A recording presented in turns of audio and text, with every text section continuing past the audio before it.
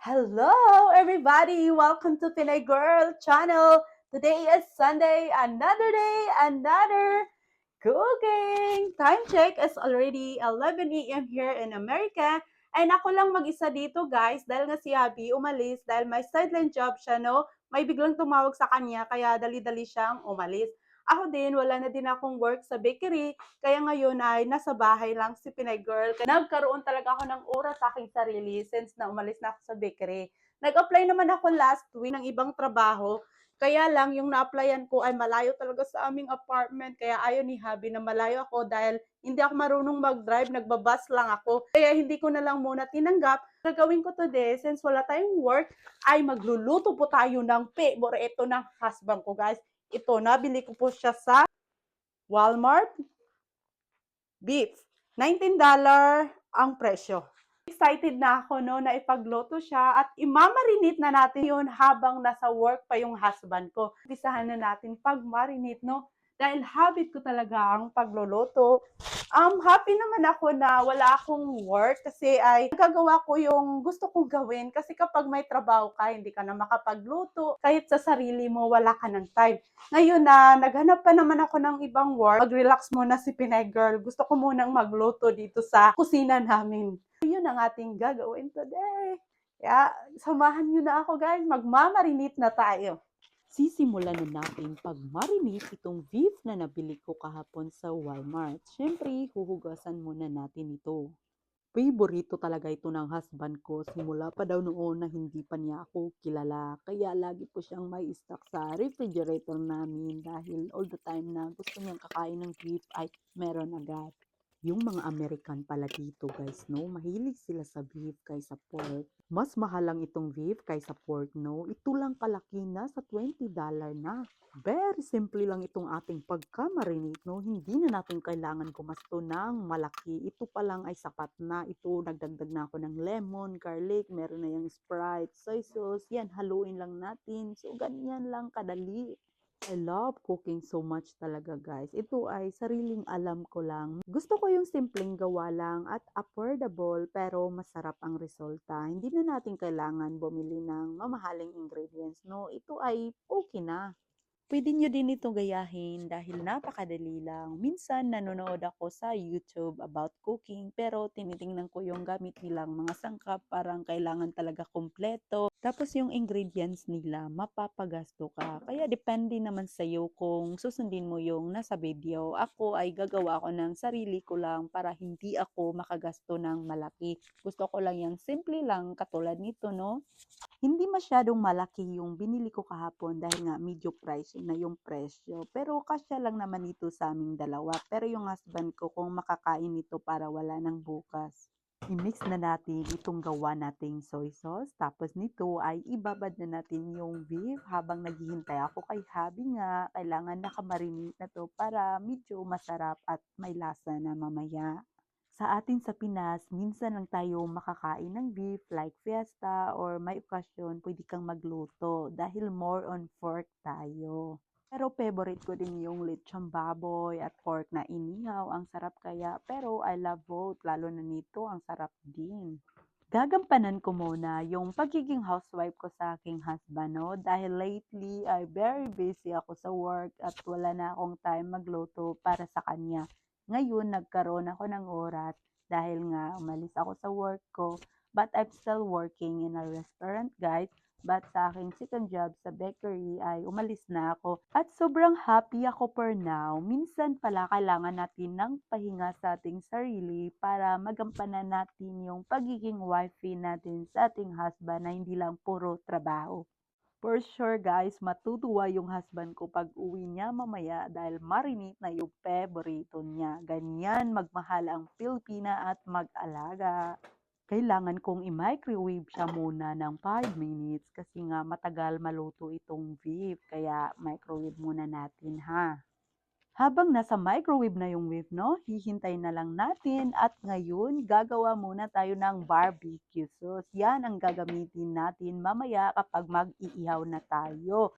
Yung ginawa nating sauce kanina ay para yun sa marinade. Ngayon, ang gagawin natin para naman sa ihaw, kailangan talaga may sauce tayo pang ihaw, no? Ito, may ketchup na ako at i-mix din natin yan para mamaya ready na.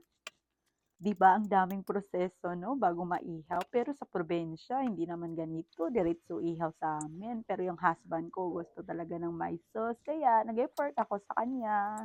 Hindi masyadong marami ang ginawa kong barbecue sauce sa ating beef 'no, kailangan sakto lang para hindi masayang. Ito kinuha ko na yung beef 'no, after 5 minutes ilabas ko na 'yan, at least naka-microwave na po siya. I-check lang natin 'no, kung okay ba yung resulta pagkatapos natin i-microwave ng 5 minutes itong beef na iihaw natin mamaya. Hindi ko sana ito i-microwave na pero matagal kasi itong iihaw, magre-red yan sa loob na hindi mo alam, luto sa labas pero sa loob ay hilaw.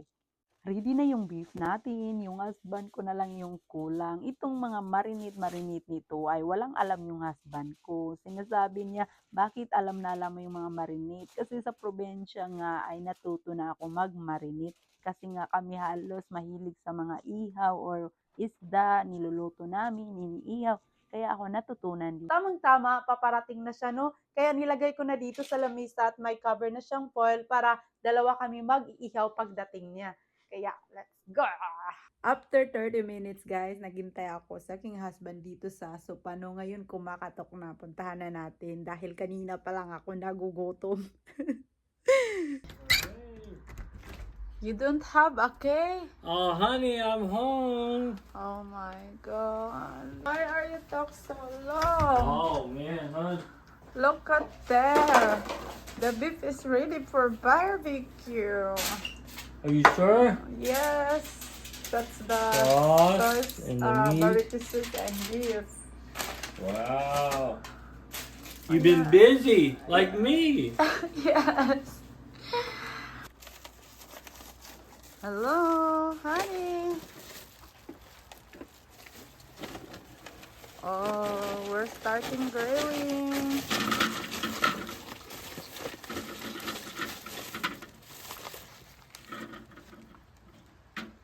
When you arrived, hon, it was raining. Why? It's so dark.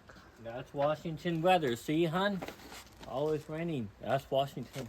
Yeah, yesterday it's not like this, right? No. The weather is good, but today suddenly raining. Yeah, it's okay. We still barbecue no matter what the weather is. Okay.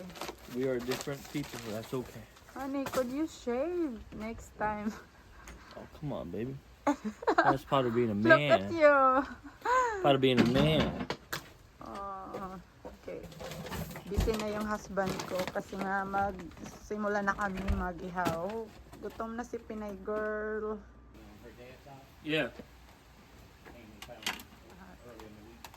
Oh, okay.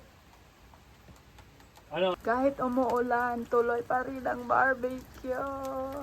Medyo madilim nga dahil umuulan. Bumili pa kasi kanina si Happy ng charcoal bago kami nag-umpisa mag-barbecue. Ito na, nagmamadali na ako para makakain na yung husband ko dahil nagugutom na din daw siya. Honey, the beef is cooked. Wow, looks beautiful. Okay, try now. Okay.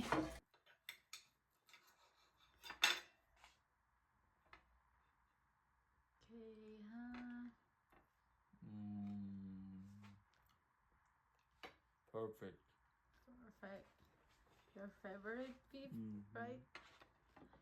This is what I cooked today, guys. So yummy. And the fish and the rice. I have fish too with rice. And of course the chili sauce. You want rice? Of course. Oh yeah. Yummy, yummy, huh? Yep, very good. Okay.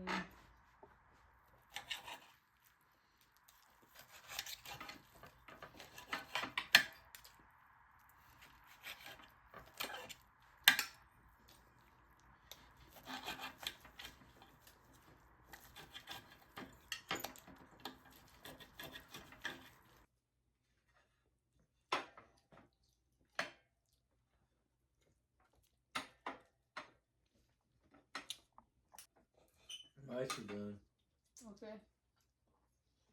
Say thank you to everyone. Thank you for watching me eat. It was tasty. Thank you everyone for watching us. See you next time in our video.